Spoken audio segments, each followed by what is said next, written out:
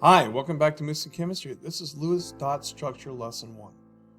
Lewis dot structure represent the number of valence electrons around each atom in a compound structure. Okay, so let's take a look at this. Let's look at phosphorus. Phosphorus is in group 15. So you should take away the 1 like that, and that'll tell you it needs 5 valence electrons. Right, left. I'm going to put this one back up here. I can put them where I want to. Okay, bromine has group 17 for its location, and you take 1 away. That means I have 7 valence electrons, so I'm just going to do this.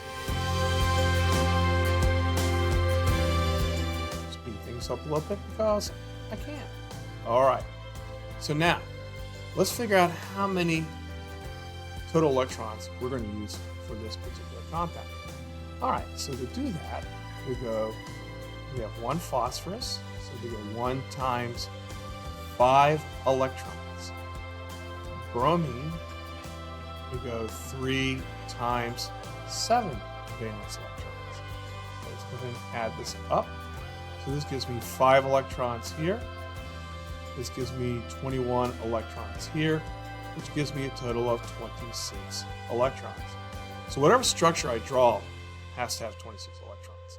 All right, so now which one has the most docking ports? I consider these single unpaired electrons docking ports. Obviously, phosphor wins this one out, phosphorus.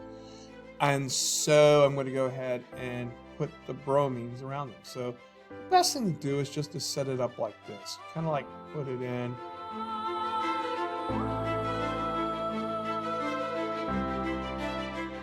And then, of course, you put dots bonding those two, right? And then you have to give the outer atoms their octets first.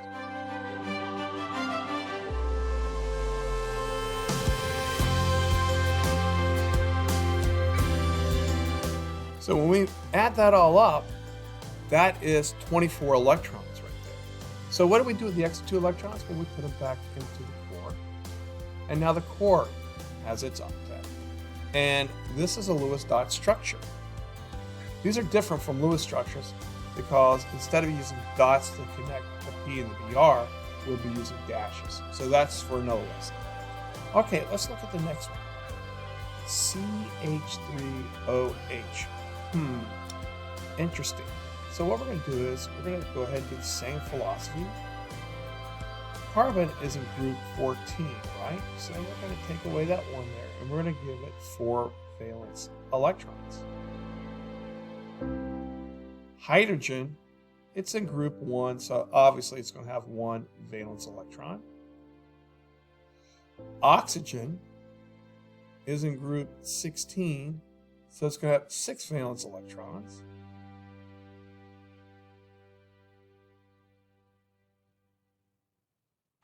All right, notice I didn't do that other hydrogen again because hydrogen is hydrogen, guys. All right, so let's go ahead and do this. So we have 1 carbon and we have 4 valence electrons. Okay.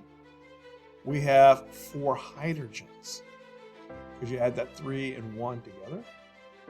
So that'd be 1 electron for each hydrogen. And we have 1 oxygen.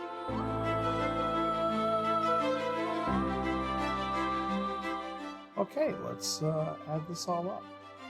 All right, so this is 4 electrons here. That's 4 electrons there. This is 6 electrons here. This gives me a total of 14 electrons. So whatever structure we draw has to have 14 electrons. Simple as that. Okay, so let's do it. So now, which one's our core atom? Well, it's the one with the most docking ports. Oxygen's got 2 docking ports, hydrogen's got 1 docking port, and carbon has 4 docking ports, right? So we're going to make carbon our central atom. So the first thing we do is we're going to draw the skeleton. H there, and H there, and H there. I can't hook an H on the right because I have to have a place to hook the O. So the O is going to go right here, okay? Then I'm going to put the other H on the end of that. I think that's probably the best way to do that. So now let's go ahead and do this. 2, 4, 6. Now, we talked about putting octets around the wraparound atoms. I like to call them wraparound atoms. But hydrogen can't hold an octet. The most that hydrogen can hold is just 1, right? So there's no way hydrogen's going to make an octet. So now what we're going to do is we're going to go ahead and put a bond here for that. And then we have to connect this hydrogen here. So now, let's look at what we've got left. Okay?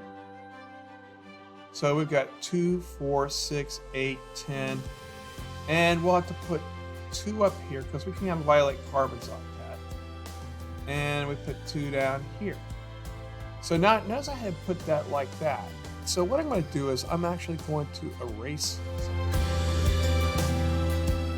And then I'm going to put it back the way I would like to see it. Okay? And that's the best structure for this particular compound. Well, listen, guys, you be snarly, and we'll see you back here at Mucine Chemistry.